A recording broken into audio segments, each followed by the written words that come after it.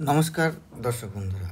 এই রিসেন্ট যে 26,000 চাকরি বাতিল মামলা যেটা সুপ্রিম কোর্টে উঠেছিল, যে সুপ্রিম কোর্টের রায় হয়েছে, সেই রায় অনুযায়ী একটা প্রশ্ন বারবার বিভিন্ন সোশ্যাল মিডিয়ায় উঠে এসছে। সেটা যে মানলাম বোর্ড বা এসএসসি কেউই টেন্টেড এবং আনটেন্টেড ক্যান্ডিডেটদের লিস্ট আলাদা করে জমা দেয়নি, বা যেটুকু জমা দিয়েছে সেটাতে কোর্ট খুশি নয়। কিন্তু সিবিআই তো সমস্ত স্ক্যান্ড ওএমআর শিট পেয়েছে। তাহলে কোর্ট, কোনো কোর্টই, সেটা হাইকোর্ট বা সুপ্রিম কোর্ট, কেউই কিন্তু নির্দেশ দিচ্ছে না এটা যে ওই যে OMR copy, scanned OMR copy থেকে বোর্ডকে বা এসএসসিকে নির্দেশ দিতেই পারত কোর্ট যে আপনি ওই স্ক্যান্ড ওএমআর থেকে স্ক্যান্ড ওএমআরটাকে প্রামাণ্য ধরুন, ধরে ওখান থেকে টেন্টেড এবং আনটেন্টেড বাছাই করুন। তো আমি রায়টাকে পড়লাম। এই রায়টাকে পড়ার পর আমি এই বিষয় নিয়ে কথা বলবো, কেন সুপ্রিম কোর্ট এটা করতে পারলো না। তো এটা হচ্ছে কোর্টের রায়। এটা চলে যাচ্ছি আমরা মেন পয়েন্টে। এটা চলে যাচ্ছি আমরা 38 নম্বর পয়েন্টে। হ্যাঁ, এই 38 নম্বর পয়েন্টে কি বলেছে? There is also dichotomy in the positions taken by the tainted candidates and the untainted candidates regarding the scanned copies of OMR sheets recovered from Pankaj Bansal and Messrs Data Scantek Solutions। সেখানে একটা ডিকোটমি আছে, একটা contrast আছে, একটা বৈপরীত্য আছে দুজনের কথার মধ্যে। কে দুজন?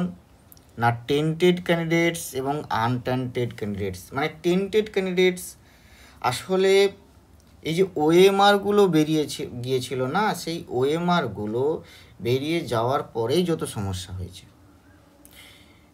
কিছু ওএমআর ব্ল্যাঙ্ক, অথচ তারা 53 বিভিন্ন নাম্বার পেয়েছে, মানে যা তাদের ওএমআর থেকে পাওয়ার কথাই নয়। আবার কিছু ওএমআর ছিল ফিল্ড ঠিকঠাক। তো এ থেকে মোটামুটি একটা আইডিয়া করা যাচ্ছিল যে এরা টেন্টেড ক্যান্ডিডেটস, এরা আনটেন্টেড ক্যান্ডিডেটস, বা বলা যেতে পারে যেটা এখন নাম দেওয়া হচ্ছে not specifically tainted.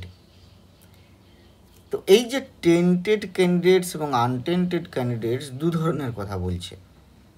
It is the stand of the tainted candidates before us that the scanned copy of OMR sheets are not the ones which the candidates had filled up at the time of examination। যত সমস্যা এখানেই। ওরা বললেন যে OMR যে শিটগুলো বেরিয়েছে সেই ওএমআরগুলো, টেন্টেডরা বলছে সেই ওএমআরের যে স্ক্যান কপিগুলো ঠিক না, ওটা ভুল।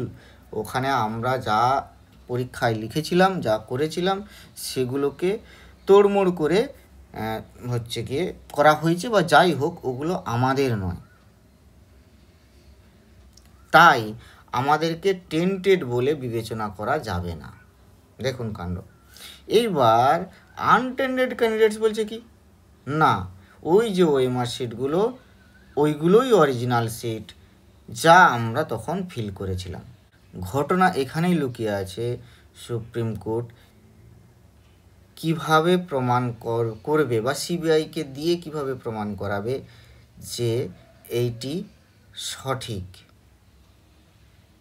তো এখানে আইনের অনেক ধারা, অনেক ব্যাপার থাকতে পারে, চিন্তাভাবনা অনেক হতে পারে, অ্যানালিসিস অনেক থাকতে পারে। এখানে অ্যানালিসিসের ব্যাপার আছে।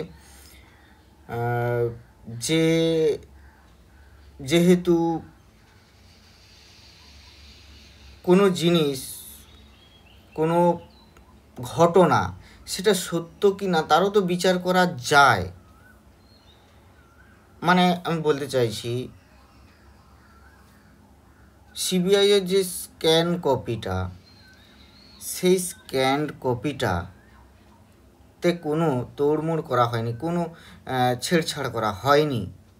এইটুকু যদি প্রমাণ করা যেত, সেটা সিএফএসএল সায়েন্স ল্যাবরেটরিতে গিয়ে হোক বা যাই হোক। যেমন আমরা কী হয় ভয়েস রেকর্ডের ক্ষেত্রে বা অন্যান্য যে সমস্ত ফিজিক্যাল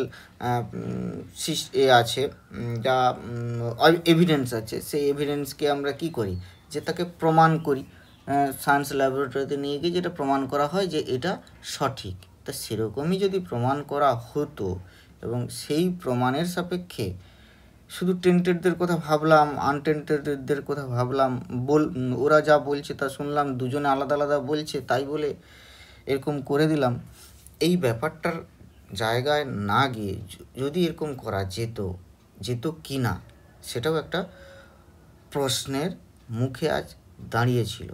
যাই হোক, এই কারণেই কিন্তু সুপ্রিম কোর্ট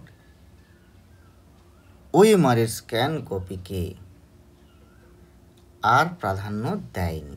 তো থ্যাংক ইউ বন্ধুরা, আজকে এইটুকুই।